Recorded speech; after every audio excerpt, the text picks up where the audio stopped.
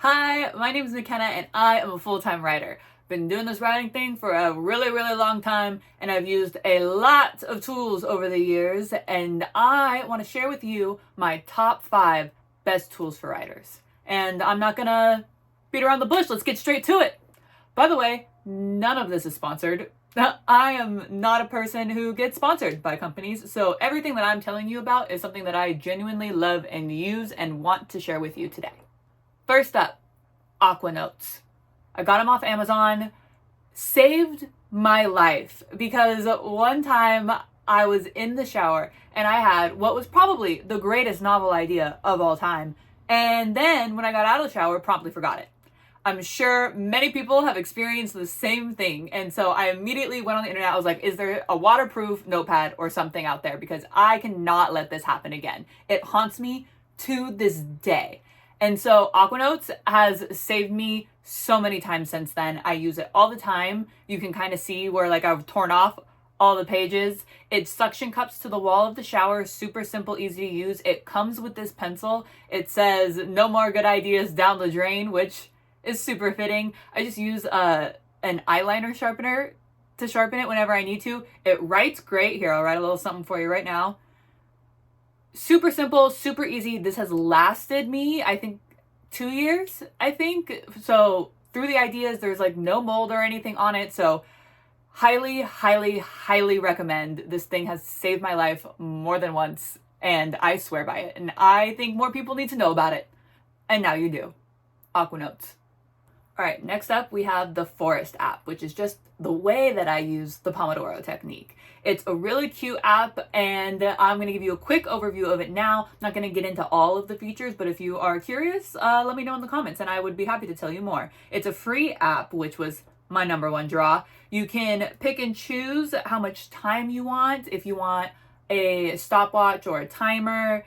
And you can even go back and see your forest that you've planted, which is super cute. You can see I've got like, this year I kind of fell off. I'm going to get back into the habit, don't worry. Last year's was pretty good. 2021 was when I did the bulk of the drafting for my debut novel, Titan Academy. So you can definitely see that I spent quite a bit of time on that. You can see the tag distribution, so you can see what kind of projects you were spending your most time on. I know a lot of people will assign certain trees to certain projects. I just pick whatever tree, plant, flower vibe I'm feeling that day. And I like to really diversify my forest. I really like it a lot. These are things you can get in the shop. You get coins by focus time. And these are the ones that I already have. I really enjoy it. It's a great visual thing for me. And if you tap out early, this is, I think, the number one draw for me that got me to actually get it, is if you cancel something early, I'm not even going to show it to you because I don't want it in my forest, but you'll have a dead tree in the forest. So if you set the timer for I'm going to focus for 15 minutes and then for whatever reason you have to tap out, your tree's going to die. It doesn't just go away. Now you have a dead tree in your forest. And so I'm like, I can't kill the tree. I got to finish my time. And it's honestly done wonders for my focus. So I will frequently do writing sprints with the help of this forest app. Next, we have pacemaker.press. It's a website, and this is how I typically keep track of word counts. I do write in Scrivener, we'll get to that later, but even though they have a word tracker into that app, I still prefer to use pacemaker.press, and I'll show you why. So this is what it looks like when you log in, and I don't have anything up right now. I just deleted my nano project because for the free version, you can only have 2 projects at a time, and I'm planning to start 2 new projects very soon. So I'm going to make some new plans, but I'll show you how to make one right now. So we're going to click create plan, and then you can go to editing. It starts off with for you in whatever project, but you can change it. So it says drafting. We'll leave that for right now. Content, we'll put novel because that's all I ever write. And it's already got a preloaded goal in here. Target 65,000 words. Reasonable, I think. We'll leave that for now. You can write a plan description. I never do. I know what it is. I don't think Pacemaker needs to know what it is. And then here, now we're getting to my favorite features. So as you can see over to the right, you have a calendar view, which is my preferred view. If you come all the way down, you can change that view to table or graph. Bar is for premium. do what you want to do. But I'll show you guys what the graph looks like. We can scroll up. Kind of like that, daily work and overall progress. You get the vibe. For this, we're going to go back to calendars. You can begin weeks on Sundays or Mondays. I prefer Sundays. And group your schedule and progress by however you want to go. That's kind of getting into the nitty gritty of it. We scroll back up here. You'll see that you can also set a daily goal instead of an overall goal. I don't like to do that because I like Pacemaker to tell me what my daily writing goal is. And I like how they do that because you can change your strategy. This is, I think, my favorite feature that Pacemaker offers. That and the fact that you can adjust your goal as you go. So if you are under or over your word count on any given day, it will automatically adjust the remaining day word counts for you, which I really, really, really like to see. It's helpful for me to visualize that and see how much I need to make up or how much I'm ahead and how much cushion I have without having to do any math myself.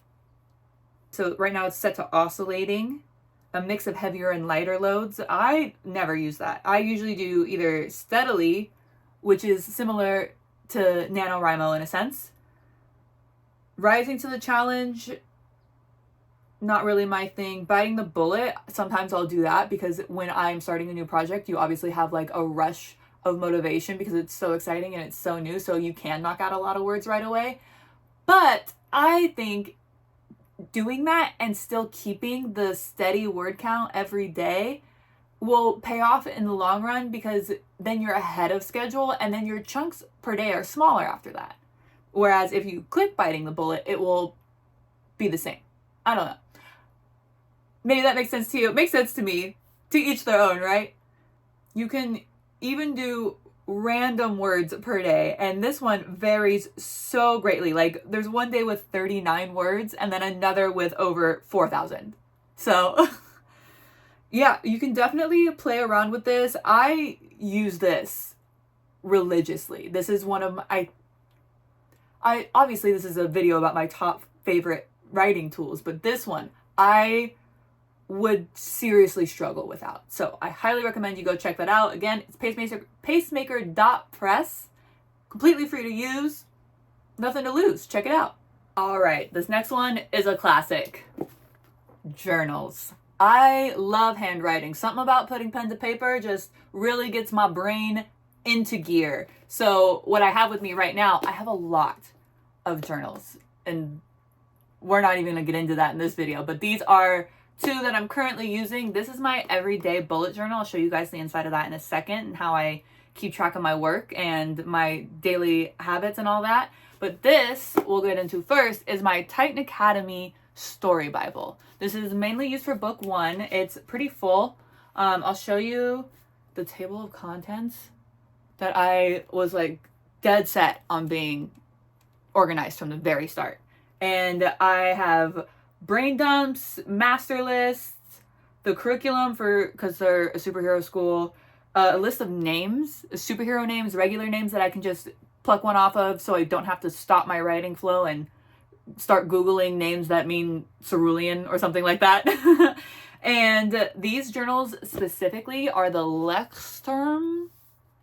I have no idea how you say that. There's no way. I really like that they have like this pocket in the back here. So if you like handwrite any notes on a regular sheet of paper or a napkin while you're out, or or your aqua notes in the shower, you can just slip them in here so you don't lose them. I swear by these journals. I have the little bookmark threads.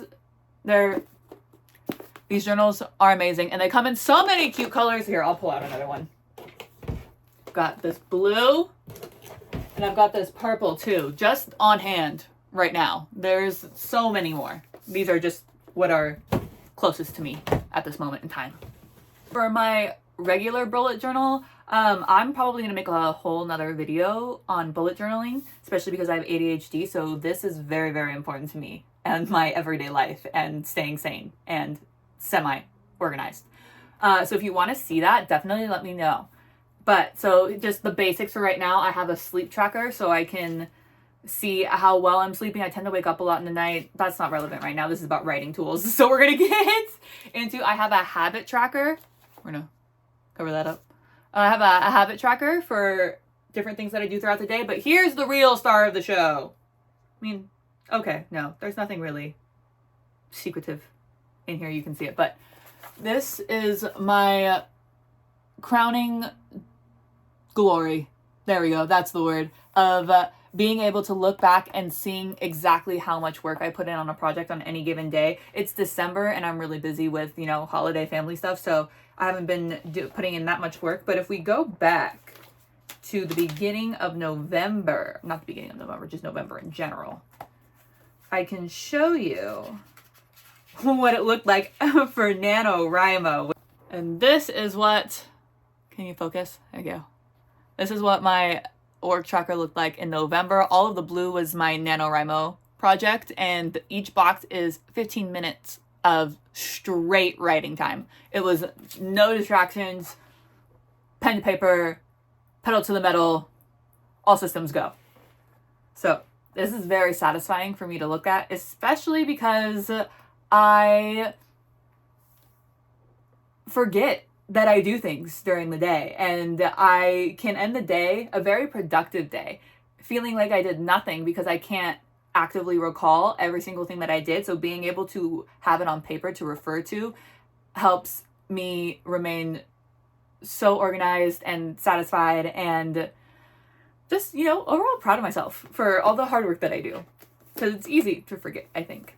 But so yeah, these are the Lexterm 1917 journals. I should really learn how to pronounce that, but pretty sure it's German.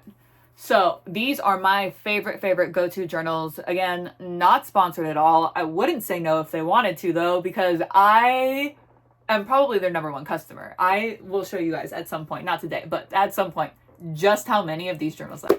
Moral of the story, highly recommend this journal specifically, but journals in general for writing, because I think it's actually also been proven scientifically that handwriting can just unlock your brain in ways that typing can't. So if you find yourself in a rut or you have writer's block, just try switching from pen to paper and see what that may unlock in you. And I want to show you my number one hack for using Scrivener. My favorite thing to do, and it just feels a little magical, like everything's coming together. And it's this page that you're seeing right now. This is my debut book, Titan Academy, and this is the view that you want. Normally when I'm actually drafting, I'll probably be zoomed in a little bit more so it's easier to see, but that's not what this is about. This beautiful page view is what an actual book page looks like. So you can see what it will look like once it's fully formatted for print or ebook. This is what it's going to look like. The default for Scrivener is not this for some reason. The default for any writing program actually is not this. I already started on the correct view. I'll try and show you what it looks like if you leave Scrivener in charge of the settings. So we'll go back to page setup. It'll be US letter, which is 8x11, which is a normal piece of printer paper, and you're not reading books on that size paper. So I don't know why people keep using that as the default specifically in novel writing softwares, but I digress. And then we're going to go to the Scrivener attributes, and the original measurements are in centimeters, and I think they're like 2.34. I could be wrong, but they're around there somewhere. It's 2 or 3 centimeters all in there. It's even across the board. So if we click OK, that's what it looks like. It really stretches it out wide. And for my first few projects, I fell victim to this because I thought my paragraphs were much shorter than they actually were. So I was making them longer. And then when you can press it to the actual book page size, the paragraphs were like, I had 2 paragraphs on a page. They were atrociously long. So we're gonna, again, go to A5, Scrivener. It'll default to centimeters, change it to inches. I don't know what it is in centimeters. Top 0.5, bottom 0.5, right 1, left 1. Okay. And then you have the correct view. Highly recommend making sure you have the correct page view. And you know what? It's really fun to see it as a book as you're writing it. I really enjoy that. It's really good for my mental state while I'm writing, because I'm like, oh yeah, I'm writing a book. That's what this looks like. That's really cool.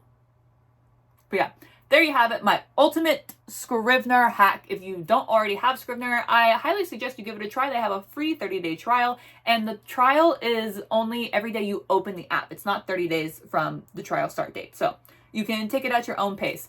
I'm talking like these are all sponsored, and none of it is, because I only have a handful of subscribers. I love you all dearly. But yeah, nobody's paying me to talk about these things. I am talking about these things because I use them and I love them and I want to share them with you guys. So that's all for this video. Those were my top 5 best writing tools of all time. To recap really quick, it was Aquanotes, the Forest app, Pacemaker.press, journals, and Scrivener.